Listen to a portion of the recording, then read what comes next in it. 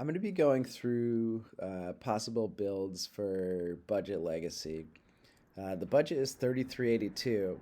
For some perspective, that's about 56 per card on average if you choose not to have any sideboard cards. If you do choose to have a sideboard cards, that's about 45 cents per card on average. It's not a whole lot, so you really have to be intentional about your choices. I've made a list of the best cards in the format on Moxfield, what I think are the best cards in the format, uh, and prices. You can search, sorry, not search. If you hit view options, you can see price and see the price of each card. And I frequently hit update to cheapest here, and it will continually show me the prices of each card like that. But I'll post this link so that you can see the cards that I think are the most powerful cards in the format available within the budget. Uh, so these are what the most powerful cards in each color. There are more, but I think if you're playing white, you probably should be playing with Swords to Plowshares. It's I think at least $1, but it's worth it to sink into if you're playing white. Wrathless Guys is gonna just clean up the board card. I don't think it's more expensive than like a Day of Judgment, and just cleans up everything that your opponent might have. Super good against a deck that's trying to go faster than you. Prismatic Ending probably requires you to play at least two colors, but another just clean answer to anything. Blue is really tough. It's got some great cards in it. Uh, Counterspell's about $2, so you really have to be intentional with your budget. It's one of the best cards in the format, just like 2 mana answer to anything. But $2 is like 4 times the amount of the average card price. So you probably cannot fit 4 counterspells in your deck. Shark Typhoon is a way to get a threat in a blue deck, especially at instant speed and draw a card. You're probably not as likely casting it for the hard cast cost. And Brainstorm may be a trap. So Brainstorm is good because of fetch lands. Being able to say, I'm going to take out of these seven or so cards in my hand, the seven best cards, and put my two worst cards back. I guess it's five best cards and two worst cards, something like that. Um, and then shuffle those bad cards away because you don't want to see them. A way to do that is with the landscape lands. But if your brainstorm isn't good, if you don't have a way to shuffle your deck because you're putting those two bad cards back and then you're drawing them the next turn and the next turn, and you're like, okay, what? Why did I even brainstorm? If you don't have a way to shuffle your deck, you probably want to play a different 1 mana blue spell like Ponder or even Preordain, or maybe you're upping it and saying I'm going to play the 3 mana Brain Surge, and actually getting a draw two effect out of it. Similar problems may occur with getting Brain Surge locked. I think black and red have the highest density of powerful, cheap cards in this format. Hymn to Torak may be the best black card available. You can have your opponent randomly discard a land, and just if they don't do anything on turn one, and you're following up with a turn two Hymn to Torak, they don't have a threat, and they're down two cards randomly. Dark Confidant would be really good in this format. I don't think it's cheap enough to play. Caustic Bronco is like a Dark Confidant effect. Uh, it's yeah, it's not an X one. So there's good. Emperor of Bones seems to be like it fits in so many shells.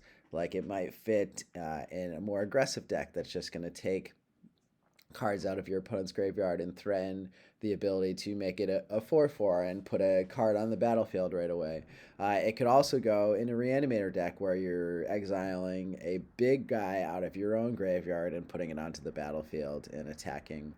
It just seems like a very effective threat to be playing if you're playing black. Fatal Push is one of the best black removal spells in the game. It may not be as good without a way to get it permanent into your graveyard when you want to do it on your terms. Again, another way to do this with a fetch land, but if you're playing a more aggressive deck, Mishra's Bauble could be another way to do this. This card is at least $1, so again, we really have to be intentional with our build. There are other 1-mana black removal spells like Cut Down,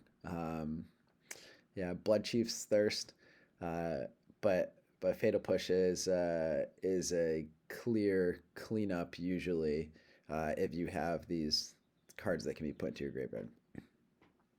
Again, I think red may be again up there with black is so dense in the power. Amp Raptor, you get an Amp Raptor and you get another card. Fury is significantly less than $1. This card is banned in Modern for a reason. There may be a scam deck that is able to cheat out a Fury and put it back into the battlefield. That's potentially there. Grief is banned, but yeah, that could happen with Fury, and you just have this very fast clock after cleaning up creatures. This card is very quick and like a Dark Confidant style card. You're coming in, attacking right away. It becomes a 3/3. You exile a card, and the next turn you're able to play more and more cards because you're getting to attack and getting that extra card off the top of your library. Lightning Bolt, again, just it's a 1-mana boon. Like it's so good.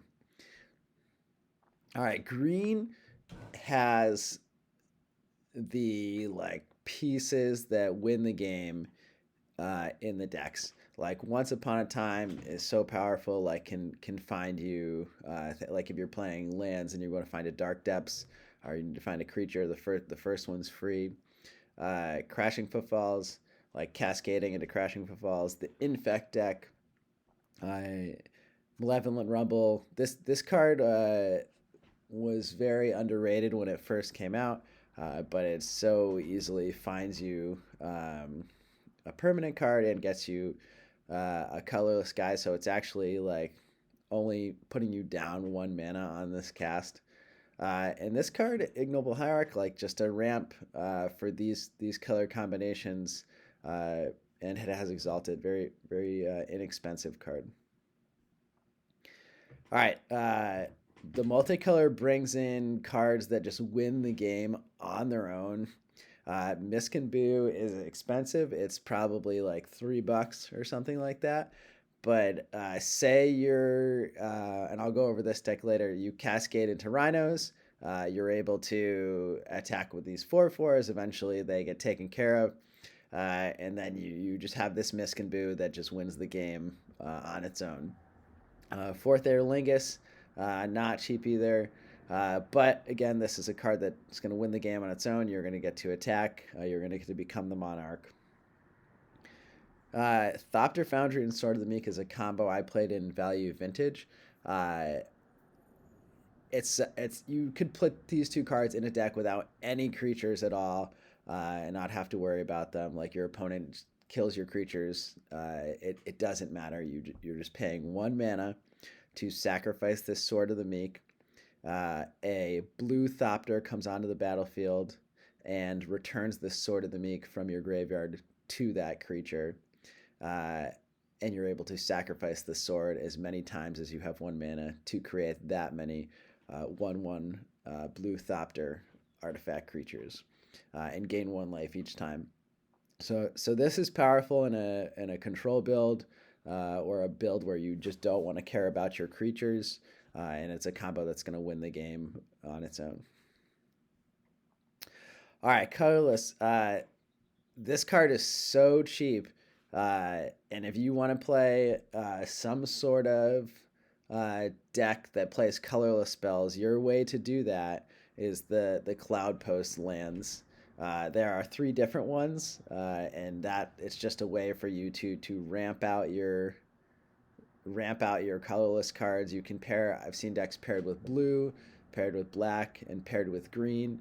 The green decks seem to be trying to be the most consistent, finding their their cards easier. Like blue has more permission and draw a whole bunch of cards. Um, yeah, and black has destruction and some creatures. But yeah, Cloud Post is the way to play the colorless cards.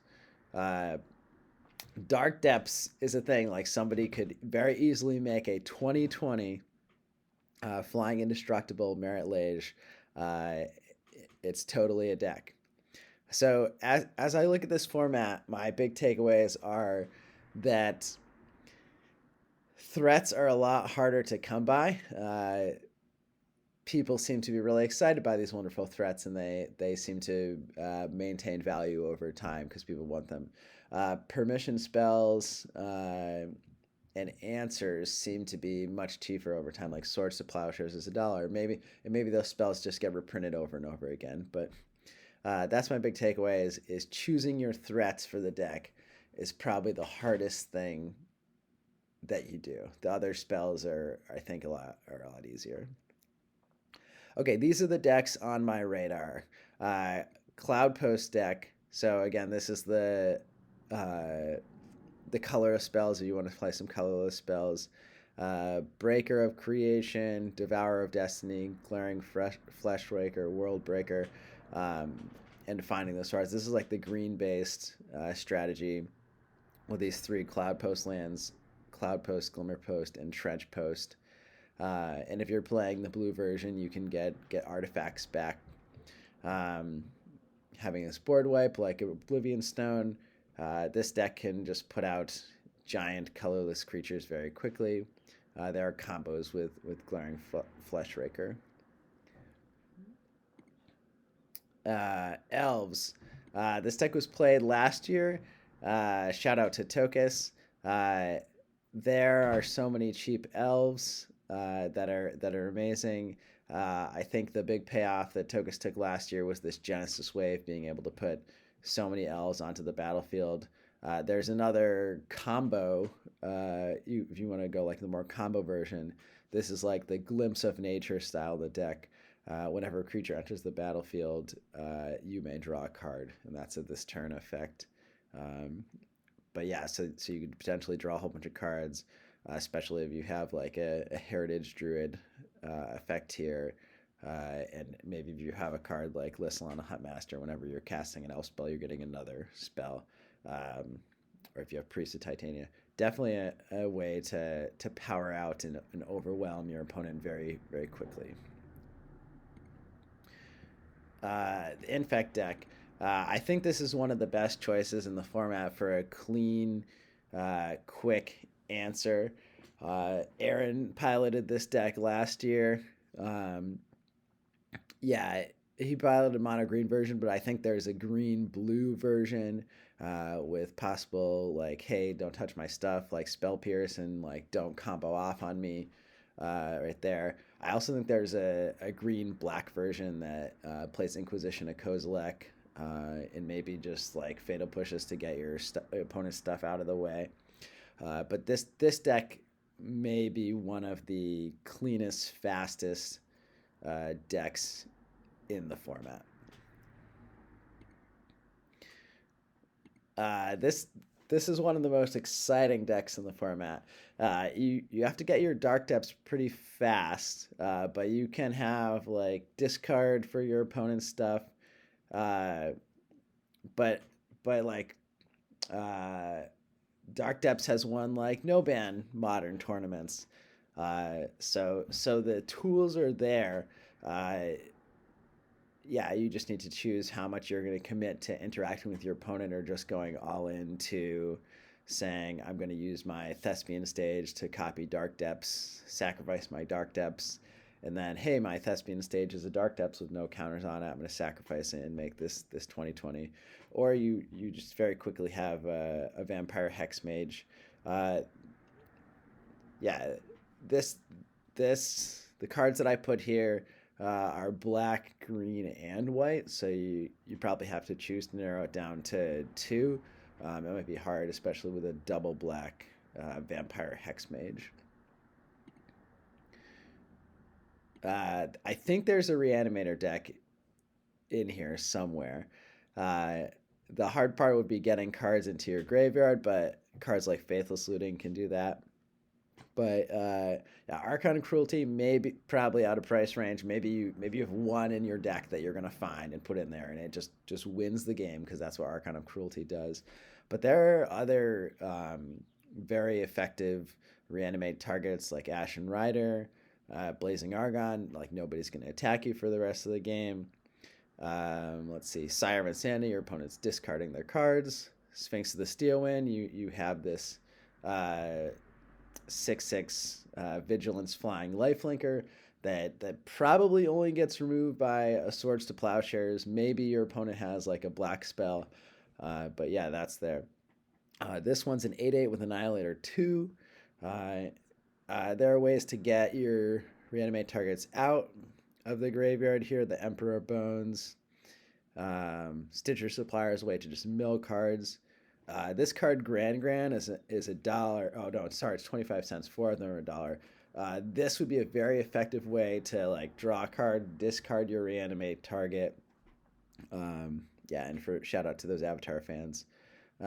This deck has like 3 colors in it. You probably have to choose your 2 or just build a strong mana base. There's also you could also go like the Through the Breach style, and just get your threat out there on turn 5 for sure. Yeah. Okay, this card, Life Death. The death is a reanimate, but much cheaper. There's also Persist. Okay. There's a Burn deck. Again, might be just one of the best decks in the format. You just have to decide if you want to be a Burn player or not. So Amped Raptor, amazing. Bone Crusher Giant. These ones might be high on the curve, but Dragon Rage Chandler, Monastery Swift Spear, Goblin Guide, all just like 1 mana cheap. They're coming at you threats. Followed up by this turn 2 Eidolon of Revel that shocks your opponent every time they do something. You have Fire Blast, Lightning Bolt, Chain Lightning, just super low to the ground. Might kill your opponent right away. Yeah, you might not even care what they do. You have anti-life gain stuff in the sideboard. Yeah, this might be one of the best decks in the format. I kind of alluded to this deck earlier. Cascade Rhinos. So you're either casting Shardless Agent or Violent Outburst, and then cascading into Crashing Footfalls, making 2 8/8s.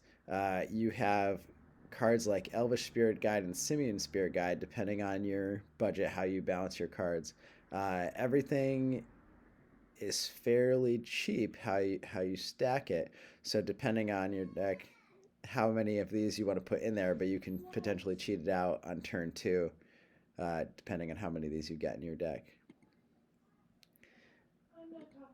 There's a blue deck, a blue-based control deck for sure. You could go blue-white or blue-black. I haven't figured out the combination here, but there's definitely a blue-based control deck that's in this format for sure. And then Cuddy won the tournament last year with a black-red good stuff deck. I think this combination has the highest density of powerful threats in the format. Yeah, it's so good. The combination Cuddy used last year was Lightning Skelemental, reanimating it over and over again with Thunderkin Awakener. That that was very easily just the end of the game. So these are cards that I think are the best cards in that color. When you're choosing a deck, you're probably just playing with the most powerful cards in that strategy or going all in on that strategy. Like Infect doesn't have the most powerful cards uh, in the game, but it does have like a complete dedication to that strategy and is very, very good. You should be proactive with your choice. You should pay attention to what your opponent's doing, but you should have something to progress the game for you to win. Um, yeah, the only thing that you don't is like you're playing Infect, you're racing your opponent. You're saying, "Hey, don't touch my stuff," but the race is there. All right, for sideboard choices, it's really hard to say like, is this the card? Is this the card? Is this the card? Uh, it's better to come from a place of curiosity. What's not going to let me lose the game on this all-in combo deck? What's going to let me grind against the mid-range deck? What's going to allow me to stabilize against the aggro burn deck?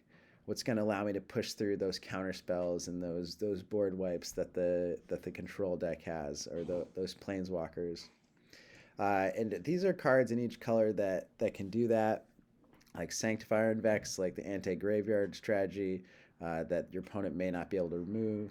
This is like a slow down your opponent card. This is to get rid of that really powerful threat. This is a grind against him card. Spell Pierce in Eternal formats just seems to be so good, hitting the unfair stuff that your opponent wants to do. Inevitable Betrayal, this is against like an Eldrazi deck or a Reanimator deck, just saying, hey, I would like that threat instead. Black, Torak Dreadcanter is the pro white, is very relevant, making your opponent discard cards and getting bigger. Or if you need to grind against a deck like Skeletal Scrying, you're going to get to draw a whole bunch of cards and have more resources than them. Red has those kind of draw and play them right away effects. This is one that's in range. Ren's Resolve, just being able to have 2 cards out of 1 card, destroy artifacts. Veil of Summer, saying like, hey, don't counter my stuff, don't touch my stuff, and I'm drawing a card. Very, very effective. And then if you need to grind against the deck, I'm not sure about this card. There's some untap potential somewhere, but being able to not use a resource from your hand to just make a Tarmogoyf every turn seems good. So that's what I think is the most powerful stuff in the format and sideboard choices. Happy building.